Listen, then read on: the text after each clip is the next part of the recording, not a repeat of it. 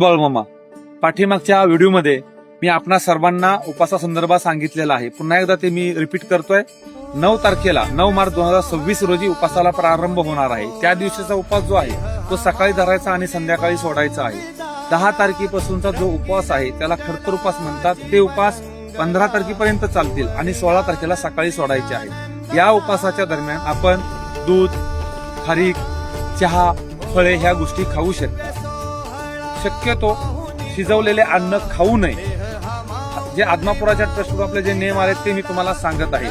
परंतु एखाद्याला जर शक्यच होत नसेल, कारण कोणाला काही प्रॉब्लेम असू शकतात, तर त्याच्यामध्ये तुम्ही त्यानुसार ऍडजस्टमेंट करू शकता.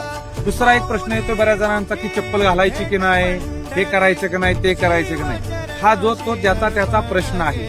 चप्पल घालू नका, तो त्याचा प्रश्न. ज्याला जसं तसं शक्य आहे ना तसा उपवास पाळा. परंतु माझं कटाक्षाने या गोष्टीबाबत सांगणं आहे की तुम्ही एखादी गोष्ट जास्त खावा, परंतु या उपासादरम्यान वाईट बोलणं, वाईट चिंतन करणं, दुसऱ्याशी चुकीचं बोलणं, चुकीच्या कृत्य करणं, मोबाईलवरती चुकीच्या गोष्टी पाहणं, जास्त मोबाईलचा संग करणं, या गोष्टी टाळा. हे नामस्मरण, मामांचं पारायण, मामांच्या सानिध्यामध्ये हे दिवस घालवण्याचा प्रयत्न करा. त्याने खूप अनन्य साधनाचं महत्व आणि अनन्य साधनाचं पुण्य आपल्याला प्राप्त होणार आहे. हे दिवस वायाला घालवू नका अशी सर्वांना विनंती. सर्वांना जय बाबा.